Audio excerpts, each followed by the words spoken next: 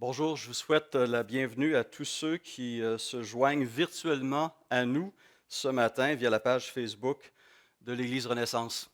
Les circonstances particulières dans lesquelles nous nous trouvons nous amènent à utiliser de nouvelles formes de communication et nous remercions le Seigneur, nous sommes reconnaissants pour ces formes de communication, ces technologies qui rendent possible ces moments ensemble. Au cours des prochains jours, au cours des prochaines semaines, nous allons explorer d'autres façons de nous connecter les uns aux autres. Nous ne savons pas combien de temps va durer cet appel à la distanciation sociale, une nouvelle expression dans notre vocabulaire commun. Mais nous voulons être prêts et nous voulons que la communauté Renaissance puisse être prête et puisse continuer à honorer le Seigneur à travers sa vie, à travers son témoignage et à travers ces relations bénies qui nous unissent. Nous voulons aussi permettre aux autres groupes d'activités, au groupe Vie, aux Renaissance Men, aux groupes de dames et de jeunes, de se connecter aussi les uns aux autres par ces moyens technologiques. C'est pourquoi nous allons aussi chercher à maintenir une bonne communication. Cela est important pour nous et je sais pour vous aussi. Nous allons utiliser évidemment les moyens classiques comme le téléphone, les courriels, Skype, la page Facebook de l'Église. Et si vous avez besoin d'entrer en contact avec nous, évidemment, voici les coordonnées de l'Église que certains connaissent déjà. Au niveau du téléphone, nous sommes rejoignables au 418 522 6030. Sur mon cellulaire, vous pouvez aussi me rejoindre au 418 922 8817. Vous pouvez nous rejoindre aussi par courriel à l'adresse de l'Église qui est eebr@belnet.ca et aussi à travers la page Facebook et la page web de l'Église qui est au www.égliserenaissance.ca. Et si jamais vous devez passer à l'Église, une bonne bouteille de gel désinfectant vous attend à l'accueil. Et lorsque nous avons des informations à vous transmettre, nous allons privilégier le moyen de communication qui est le courriel. Et donc, nous allons utiliser les coordonnées que nous avons dans notre banque de données actuelle. Si cette semaine, vous n'avez pas reçu de courriel, cela veut dire que votre nom n'apparaît pas dans ma banque de données. Alors, nous vous invitons à entrer en contact avec moi le plus rapidement possible pour que je puisse vous inclure dans ma liste d'adresses courriel. Je vais aussi en profiter pour remercier Alain Blackburn, qui, malgré le fait que lui et son épouse France sont en quarantaine à Cap-Saint-Ignace, travaille fort pour développer ces autres moyens de communication. Et je veux aussi à nouveau ce matin remercier Max Blanchet, qui agit à titre de technicien à l'audiovisuel pour filmer, puis un petit peu plus tard mettre en ligne notre premier sermon, notre premier service entièrement virtuel. Mais avant d'aller plus loin, remettons ces moments ensemble devant le trône de notre Seigneur. Prions. Seigneur Jésus, nous nous plaçons à nouveau ce matin devant toi. Nous ressentons ce profond désir de nous rapprocher de toi et d'être unis à travers toi les uns aux autres par ton esprit. Et nous te remercions pour ces moments et pour ces moyens qui nous permettent justement de nous réunir en esprit et d'aller nous présenter jusque devant ton trône de gloire pour recevoir grâce sur grâce encore une fois ce matin, pour être à l'écoute de ta parole, pour être encouragé, renouvelé et fortifié. Puisses-tu recevoir, Seigneur, ces paroles, recevoir ce message et diriger toutes choses pour ta gloire et pour le bien de cette communauté. En Jésus-Christ. Amen. Depuis le 12 mars dernier, le Québec et le Canada vivent à l'ère du coronavirus. Avant cette date, comme vous le savez, les premiers cas se sont manifestés en Chine, d'abord en décembre, pour ensuite s'étendre à travers les mois qui ont suivi, et ensuite se propager en Corée du Sud, en Iran, puis en Europe, principalement en Italie, où nous constatons plusieurs décès. Dès le lendemain de l'annonce du premier ministre Legault, les garderies publiques, CPE, écoles, cégep et universités ont été fermées. Les activités artistiques et sportives ont été annulées. De plus en plus de travailleurs sont retournés chez eux et, lorsque c'est possible, sont encouragés au télétravail. D'autres personnes vont connaître sous peu, malheureusement, le chômage. Des grandes chaînes comme Simons et Labbé ferment leurs portes. Des entreprises internationales comme IKEA ferment tous leurs entrepôts à travers le monde. L'économie connaît un ralentissement qui annonce une récession mondiale qui, nous l'espérons, sera de courte durée. Les bourses connaissent des baisses qui donnent le haut le cœur aux investisseurs et aux retraités. Nos frontières, depuis mercredi dernier, sont fermées aux non-canadiens et même les églises, les lieux de culte doivent cesser toute rencontre et toute activité régulière et les chrétiens sont ainsi privés de communion fraternelle. Cette situation inédite nous affecte donc tous. Personne n'est à l'abri de cette pandémie et de ses effets. Certains de nos membres et sympathisants, plutôt que de se retrouver sur le chômage, vont être profondément sollicités au cours des prochains jours, des prochaines semaines. Nous pensons entre autres au personnel médical, à ces préposés aux bénéficiaires, ces infirmiers, ces infirmières de notre communauté qui travaillent et qui vont travailler encore très, très fort au cours des prochaines semaines. Nous voulons les soutenir dans la prière et encore les remercier pour ce travail remarquable qu'ils accomplissent pour le bien commun. Le Seigneur va honorer et le Seigneur va vous donner la force dont vous avez besoin. Et donc, depuis le 12 mars dernier, fini d'aller au restaurant, fini d'aller au cinéma ou d'embrasser nos parents ou de se donner la main ou une accolade. Nous sommes devenus une société, une culture, une nation où tout le monde semble souffrir de troubles obsessionnels compulsifs. On se lave les mains à toutes les 5 minutes. C'est la nouvelle réalité. Bienvenue à l'ère du coronavirus. Mais en même temps, il y aura peut-être des bonnes choses qui vont ressortir de cette crise. Des familles qui couraient comme des fous, qui avaient un rythme de vie trépidant, pour ne pas dire épuisant, vont voir d'un œil positif, je l'espère, l'arrêt de plusieurs de leurs activités et ces moments de se retrouver ensemble. Ils vont réaliser le besoin de planifier ces moments, de se retrouver et de s'apprécier et de s'aimer et de prendre soin les uns des autres. Mais profitez de ces occasions pour être une bénédiction pour vos proches et pour développer ces relations merveilleuses que le Seigneur nous donne et d'organiser ces moments de manière réfléchie. Comme le soulignait le journal britannique The Guardian, je cite, « Comme jamais depuis la Seconde Guerre mondiale, la pandémie de COVID-19 a changé la planète. Une chose est certaine, nous n'en sortirons pas indemnes. » On va même s'ennuyer du bon vieux temps, qui était ce moment, ces moments qui étaient peut-être ennuyants pour certains, cette routine quotidienne, métro, boulot, dodo. Et on va réaliser à quel point ces choses qu'on prenait pour acquises ne le sont pas. Et cela va nous amener à réexaminer aussi nos priorités et nos valeurs. En cela aussi, cette crise aura des effets positifs. On réalise aussi que nous sommes des créatures grégaires. Nous avons besoin les uns des autres. Nous avons besoin d'entrer en relation les uns avec les autres. Et nous apprécions davantage cette réalité que le psalmiste présente dans le psaume 133. « Oh, qu'il est doux, qu'il est agréable pour des frères de demeurer ensemble. » Nous comprenons un peu plus que ce que ce descendant de Corée ressentait lorsqu'il a écrit ces mots dans le psaume 42. Il dit « Je me rappelle avec effusion de cœur quand je marchais entouré de la foule et que je m'avançais à sa tête vers la maison de Dieu, au milieu des cris de joie et des actions de grâce d'une multitude en fête. » Et l'exhortation qu'il adresse à son âme est aussi pour la nôtre ce matin.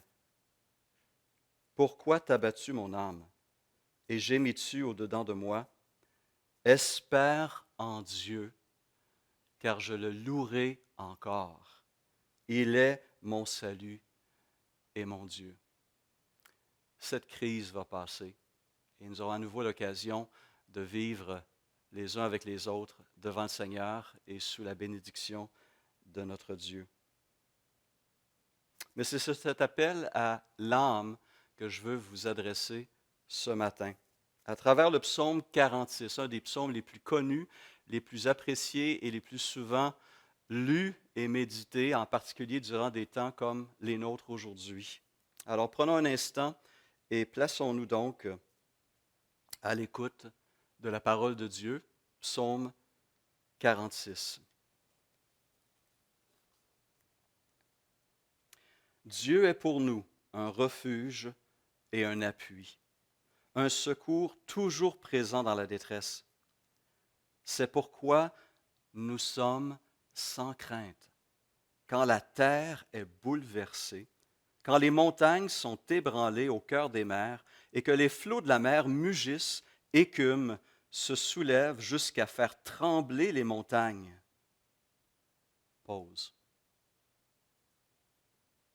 Les bras d'un fleuve réjouissent la ville de Dieu, le sanctuaire des demeures du Très-Haut. Dieu est au milieu d'elle. Elle n'est pas ébranlée. Dieu la secourt dès le point du jour. Des nations s'agitent, des royaumes sont ébranlés. Il fait entendre sa voix et la terre tombe en défaillance. L'Éternel, le Maître de l'univers, est avec nous.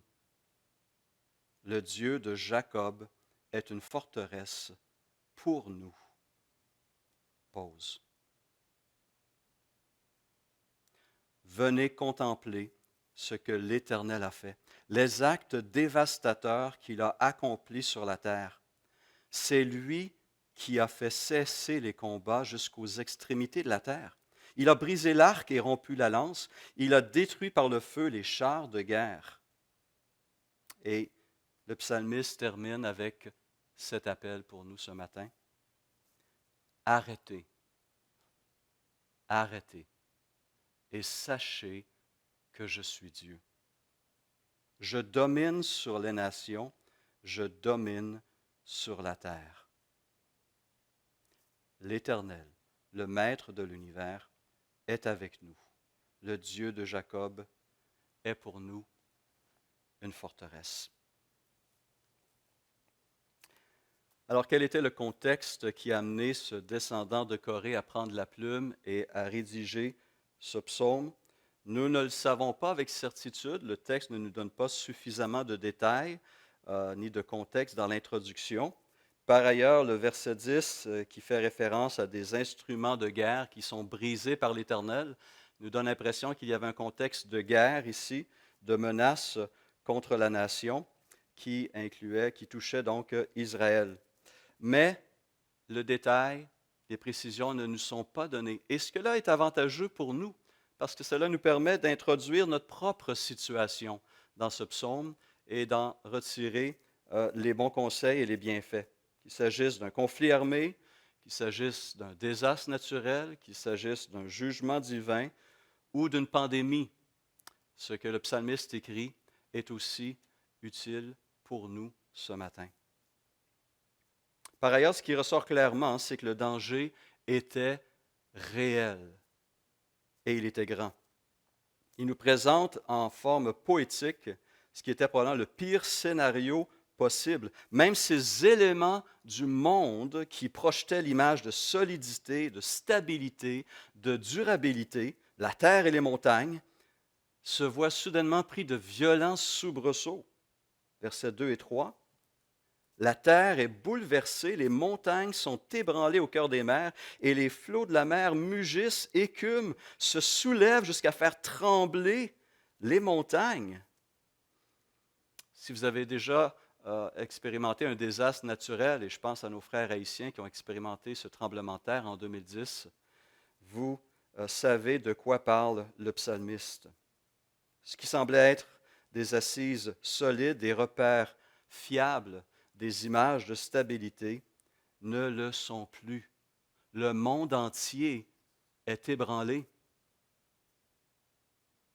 La crise du coronavirus produit le même effet sur notre société, sur notre province, sur notre pays et sur le monde. La question pour nous ce matin et au cours des prochains jours est la suivante.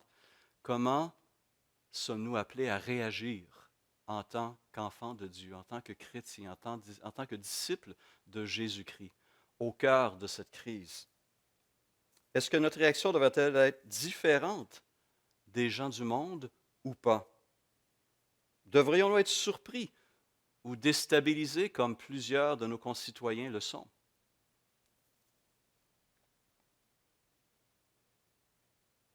Jésus ne nous a-t-il pas déjà mis en garde que des troubles encore plus grands nous attendaient?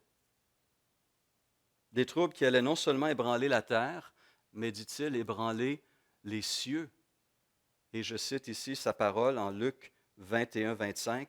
« Il y aura des signes dans le soleil, dans la lune et dans les étoiles. Et sur la terre, les nations seront dans l'angoisse, épouvantées par le bruit de la mer et des vagues. Des hommes rendront l'âme de terreur dans l'attente de ce qui surviendra sur la terre, car les puissances célestes seront ébranlées. » Ces versets décrivent quelque chose de bien plus inquiétant que le coronavirus, vous serez d'accord avec moi. Alors si nous paniquons déjà, imaginez comment nous allons réagir à ce moment-là. Mais voici ce que le Seigneur ajoute immédiatement après.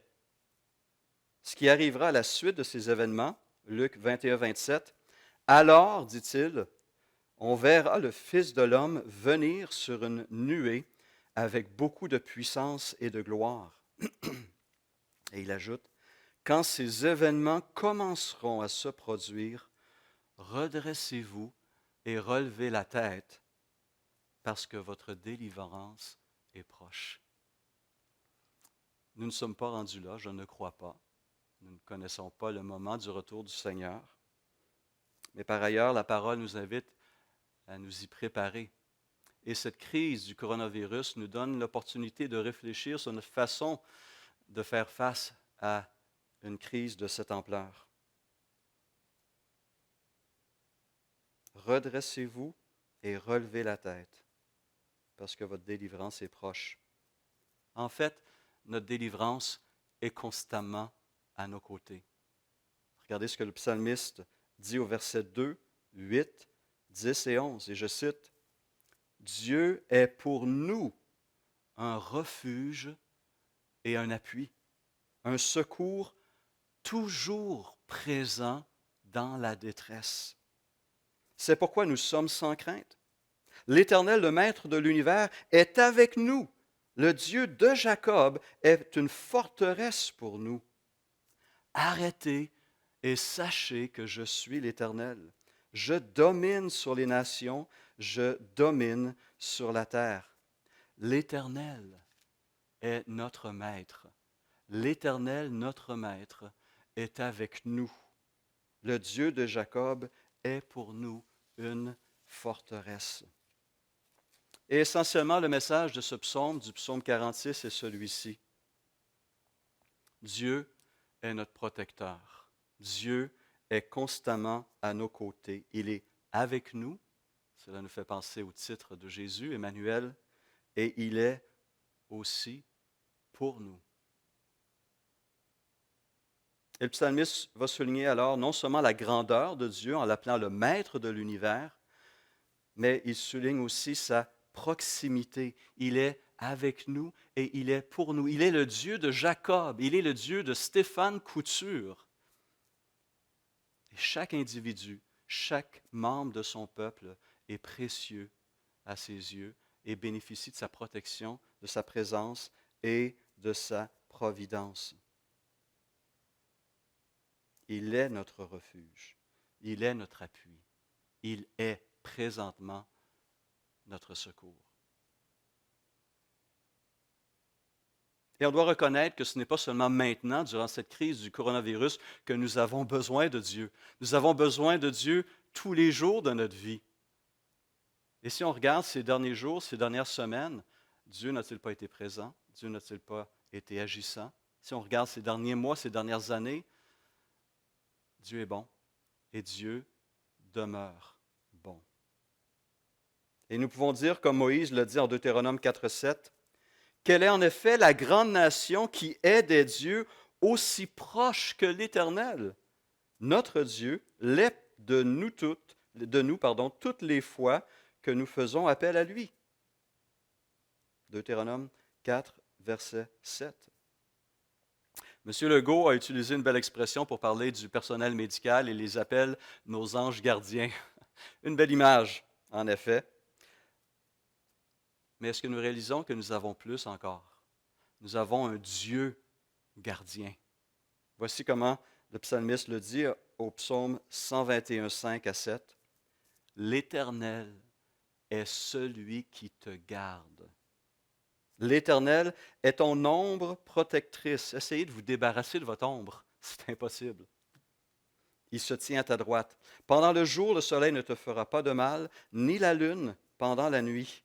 L'Éternel te gardera de tout mal, il gardera ta vie. Dans cette crise sanitaire, économique, sociale, professionnelle, mondiale, Dieu est pour nous et Dieu est avec nous. Cette vérité doit rester gravée au fond de notre cœur. Alors certains peut-être seront tentés de se dire, oui, Dieu est au rendez-vous, il l'a promis. Mais est-ce que Dieu sera à la hauteur de la situation?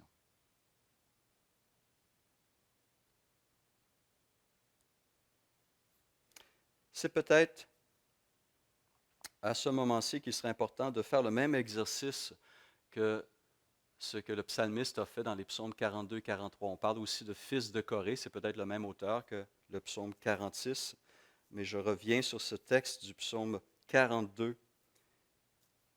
L'auteur s'est souvenu. Lorsqu'on est pris dans une crise, on a tendance des fois à oublier le passé.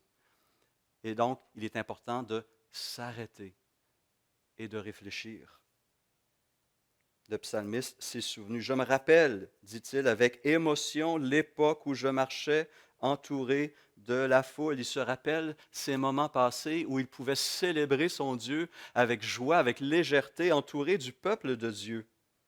Et ce rappel est aussi salutaire pour nous. Le psalmiste, dans notre psaume, le psaume 46, verset 8, nous invite à faire la même chose. Venez contempler ce que Dieu a fait. Arrêtons-nous un instant et réfléchissons au lieu de courir à gauche et à droite et de paniquer. Regardons ce que Dieu a déjà fait et croyons qu'il pourra le faire à nouveau. Considérons ses œuvres dans l'histoire de la rédemption. Et pour Israël, il s'agissait de l'Exode, de la conquête de la terre promise, la période des juges, la période des rois, jusqu'au moment central de l'histoire de la rédemption, la croix de Jésus-Christ. Rappelons-nous que nous étions tous infectés d'un mal bien plus grave que le coronavirus. Rappelons-nous que le péché avait envahi toutes les sphères de notre existence, tous les recoins de notre être, et nous n'avions aucun remède contre cette maladie, contre ce mal. Tout ce qui pouvait être attendu était le juste jugement de Dieu. Si on parle d'une situation désespérée, c'en était une pour chacun d'entre nous.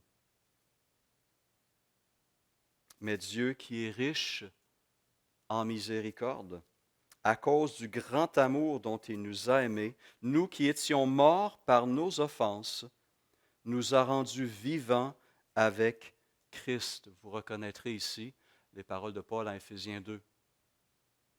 Dieu nous a envoyé le grand guérisseur qui nous a complètement désinfectés, qui nous a complètement nettoyés, qui nous a purifiés de tous nos péchés et qui continue à le faire.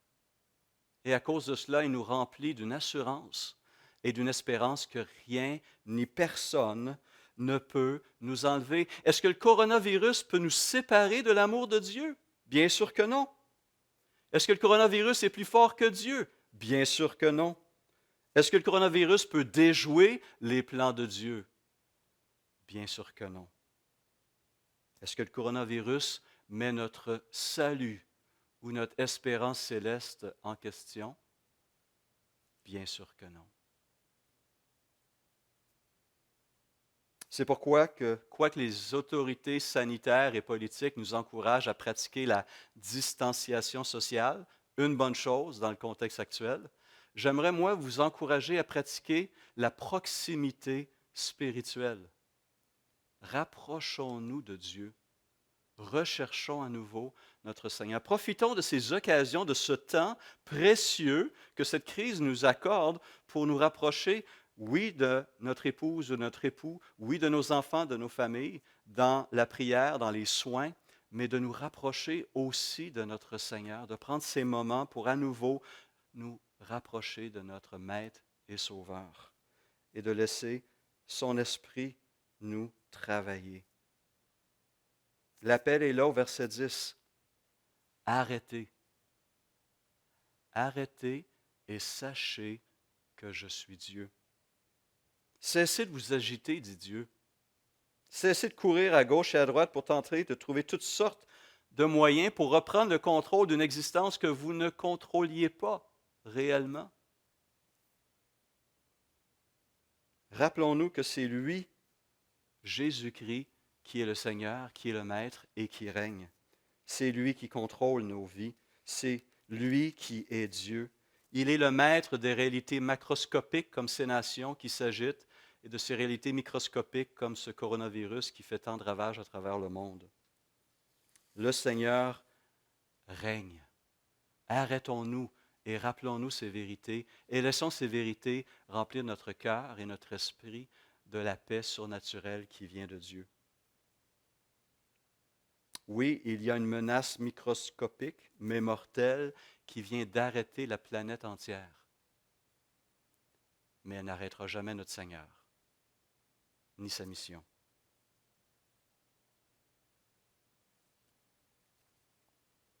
Et alors que les autorités politiques et sanitaires nous invitent depuis quelques jours à revoir notre façon de vivre, la Bible, elle, nous invite à faire de même depuis 2000 ans. Écoutez ce que Paul a dit aux chrétiens de la ville d'Éphèse en l'an 60. Veillez donc avec soin à votre manière de vivre. Ne vous conformez pas comme des insensés, mais comme des gens sensés. Mettez à profit les occasions qui se présentent à vous, car nous vivons des jours mauvais. C'est pourquoi ne soyez pas déraisonnables, mais comprenez ce que le Seigneur attend de vous. Alors à quoi le Seigneur s'attend-il de nous durant cette crise de coronavirus? Et je vous laisse avec ces quelques suggestions, quelques idées. Premièrement, il nous invite à nouveau, comme je l'ai dit, à garder les yeux fixés sur lui. Lorsque les apôtres ont vu sur la mer, le lac de Galilée, Jésus venir à eux à pied, en marchant sur les eaux, Pierre a accompli un acte de foi remarquable. Il a lui-même commencé à marcher sur les eaux vers Jésus. Mais le moment où il a détourné son regard de Jésus, il s'est mis à couler et il a crié à l'aide au Seigneur. C'est lorsqu'il a détourné son regard du Seigneur qu'il s'est mis à couler. Nous avons besoin, nous aussi, de garder les yeux fixés sur Christ. Mais même si l'inquiétude nous gagne, le Seigneur est là pour tendre sa main et nous sortir de cette situation. L'auteur de l'Épître aux Hébreux nous invite ainsi à nous débarrasser de tout fardeau et du péché qui nous cerne si facilement de tous côtés et de courir avec endurance l'épreuve qui nous est proposée. Gardons les yeux fixés sur Jésus qui nous a ouvert le chemin de la foi et qui la porte à la perfection. Hébreux 12, verset 2. Rappelons-nous aussi qu'avant cette crise, nous étions déjà mortels. Un des grands penseurs du 20e siècle, un penseur, auteur et apologète britannique, C.S. Lewis, a transmis un message il y a 72 ans alors que l'humanité entière était confrontée à une nouvelle menace globale, l'âge nucléaire, l'âge atomique, a écrit ses pensées et les a transmises. Et actuellement, cet ouvrage, cet écrit intitulé Vivre à l'ère atomique fait le tour du web. Voici un peu comment il commence son article et ses pensées. Et c'est une traduction libre de ma part. Dans un certain sens, dit-il, nous pensons trop à la bombe atomique. On pourrait dire, nous pensons trop au coronavirus. En fait, c'est constamment devant nous, dans tous les médias, n'est-ce pas? Comment allons-nous vivre à l'ère atomique, se demande-t-on. Lewis répond, je suis alors tenté de répondre, mais comme on vivait au 16e siècle, lorsque la peste visitait Londres presque à chaque année, ou comme on vivait du temps des Vikings, lorsque des bandes armées venues de la Scandinavie pouvaient débarquer n'importe quel soir et nous trancher la gorge, ou encore comme nous vivons aujourd'hui, dans une époque marquée par le cancer, la syphilis, les accidents ferroviaires ou de voitures. En d'autres termes, n'exagérons pas la nouveauté de notre situation. Croyez-moi, cher monsieur, chère madame, vous et tous ceux que vous aimez étaient déjà condamnés à mort avant l'invention de la bombe atomique ou l'apparition du coronavirus. Et un pourcentage élevé d'entre nous va mourir de manière pas très plaisante. Mais nous avons un avantage sur nos ancêtres, ajoute Lewis, et je pense qu'il y avait un petit clin d'œil ici, des anesthésiques. Il ajoute donc, il est ridicule de se promener avec de longs visages et en gémissant parce que des scientifiques nous présentent une nouvelle façon de mourir de manière douloureuse et prématurée dans un monde qui en connaît déjà plusieurs et où la mort n'est pas simplement un risque, mais une certitude.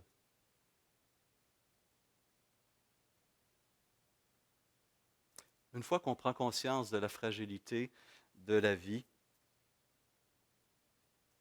nous allons constater que la question à savoir si une bombe atomique peut détruire notre civilisation n'est pas la question la plus importante.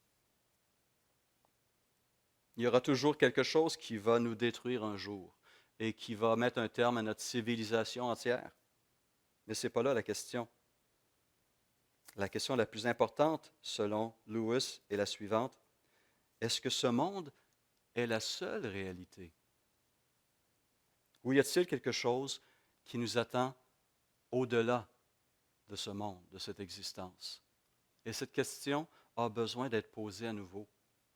Et j'ose espérer que dans cette crise du coronavirus, dans cette pandémie, nos concitoyens qui voient leur activité, leur course quotidienne s'arrêter brutalement, vont se mettre à se questionner. Et s'il y a quelqu'un qui a les réponses, c'est le peuple de Dieu, parce que ces réponses lui sont données à travers la parole de Dieu. Et nous avons l'opportunité de présenter au monde cette espérance vivante qui remplit nos cœurs et nos pensées. Est-ce que nous pouvons montrer au monde une façon différente de vivre et de mourir? De vivre et de mourir.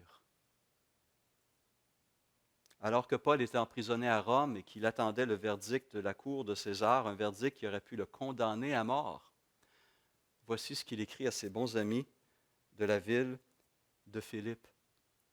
Il leur dit ceci, « Selon ma ferme attente et mon espérance, je n'aurai honte de rien, mais maintenant, comme toujours, Christ sera glorifié dans mon corps avec une pleine assurance, soit par ma vie, soit par ma mort. Car, ajoute-t-il, et vous connaissez ces paroles, Christ est ma vie et la mort m'est un gain. »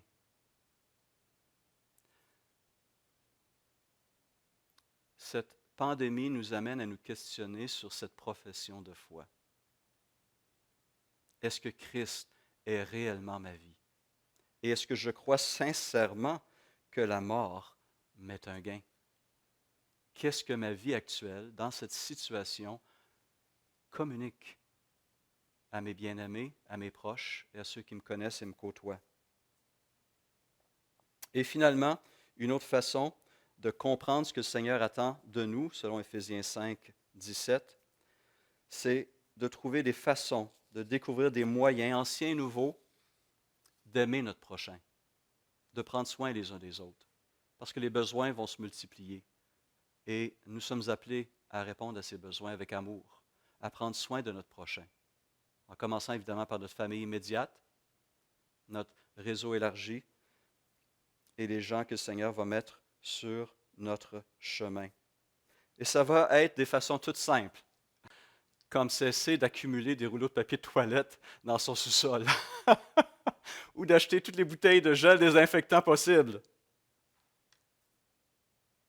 On entend parler qu'il y a des gens qui volent ces paquets de rouleaux de papier de toilette dans les stationnements de Costco. Imaginez où nous sommes rendus.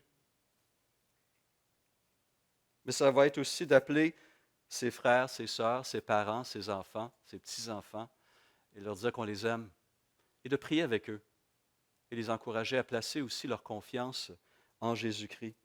Parce que je suis persuadé que Dieu veut se servir de cette crise pour parler au cœur de nos prochains et les inviter à réévaluer ce qui est réellement important dans cette vie. Quelqu'un a dit ceci, que nous avons la nette impression qu'après le coronavirus, plus rien ne sera tout à fait pareil. Ça peut être positif.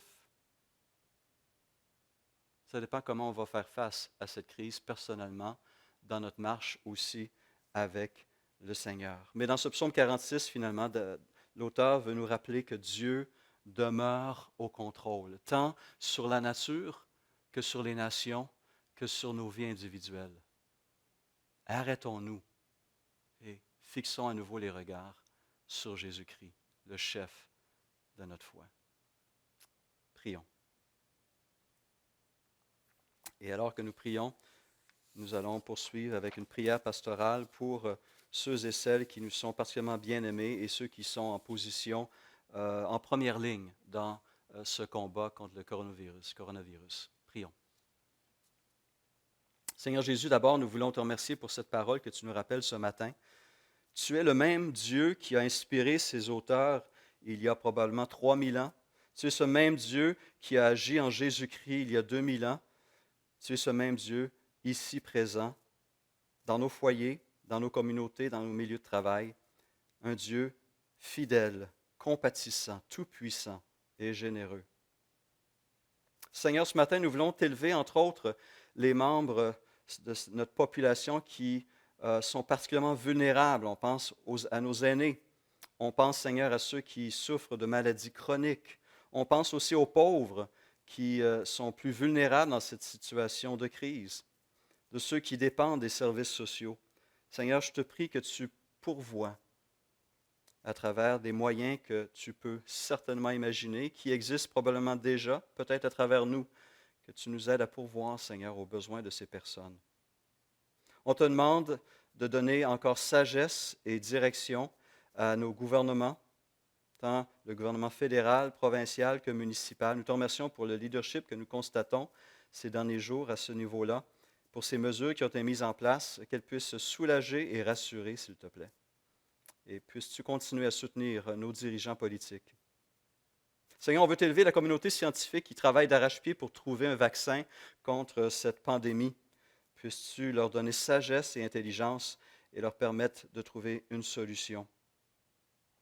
Seigneur, nous pensons à ces voyageurs internationaux qui sont pris dans un pays étranger. Je pense entre autres aux Dow, Doug et Nicole, aux Caron, Jean-Pierre et Marie-Claude qui sont pris au Mexique. Prends soin d'eux, s'il te plaît, dans leur situation et rassure leur cœur et leurs pensées. Seigneur, nous pensons à nos missionnaires dans plusieurs régions du monde qui sont coupés de leurs bien-aimés, qui ne peuvent pas revenir chez eux. Aide-les, s'il te plaît, à apporter des paroles de réconfort et d'assurance et à manifester cet amour, ton amour, et à servir avec grâce leurs prochains. Seigneur, on pense à nos propres membres et sympathisants qui font face à des mises à pied et à des défis financiers. S'il te plaît, tranquillise leur cœur, rassure-les et pourvois, je t'en prie, à leurs besoins. Pour ceux qui voient des besoins de santé reportés, des opérations reportées, Seigneur, aide-les, s'il te plaît, à demeurer patients et positifs. Nous pensons à Miawa, nous pensons à Jean-Roch et Denis Chatigny qui ont vu des chirurgies reportées. S'il te plaît, que ta paix repose sur eux et qu'ils puissent recevoir le traitement dont ils ont besoin. Nous te prions finalement pour ces hommes et ces femmes qui sont aux premières lignes du combat contre cette maladie, à ces médecins, infirmiers, préposés. Nous te remercions pour leur appel sur leur vie et nous te prions, Seigneur, que tu les protèges, que tu les gardes en santé, que tu protèges et gardes en santé leur famille, que tu les aides à rester fermement attachés à toi, Seigneur, dans ces moments de panique qui touchent plusieurs, que tu les délivres de toute forme d'anxiété par rapport à leurs bien-aimés, que tu leur donnes compassion envers leurs patients et que tu pourvoies leurs propres besoins financiers. Nous te remercions pour la paix surnaturelle qui nous habite et qui va continuer à nous habiter dans ta bonté. Seigneur, nous savons que tu es bon et que tu fais du bien. Enseigne-nous, s'il te plaît, à rester fidèles en ce temps de crise mondiale. Merci de diriger nos pas dans tes voies et pour ta gloire. Amen. Et j'aimerais terminer en vous rappelant donc à vérifier vos courriels. Vous avez reçu ce matin un communiqué de ma part vous permettant de vous connecter à un clip vidéo, un message qui nous vient de notre secrétaire général de notre association d'église, le pasteur David Rowley, qui a été envoyé aux églises vendredi et qui nous fait le point de la situation à partir de la perspective de notre famille d'église. Dans ce courriel, vous allez trouver aussi d'autres ressources et d'autres informations importantes comme les camps d'été qui sont toujours prévus pour l'instant. Vous pourrez accéder à ce clip vidéo aussi à travers notre site web, notre page Facebook. Et encore une fois, merci à Max et à Alain de rendre ces choses possibles. Et je vous invite à vous connecter à nous mercredi soir à 19h. Nous travaillons fort pour permettre une transmission en direct de ce qui sera notre étude biblique habituelle. Dès 19h, nous allons poursuivre notre série sur la personne et l'œuvre du Saint-Esprit. Et mercredi, le thème sera le suivant: posséder de Dieu, la plénitude du Saint-Esprit. Laissez-moi terminer par cette bénédiction finale et que la paix de Dieu soit avec vous au cours des prochains jours. Tiré de 2 Thessaloniciens 3,16, voici ce que Paul écrit. Que le Seigneur, qui donne la paix, vous accorde lui-même la paix de toute manière et de toutes circonstances. Que le Seigneur soit avec vous tous. Bonne semaine.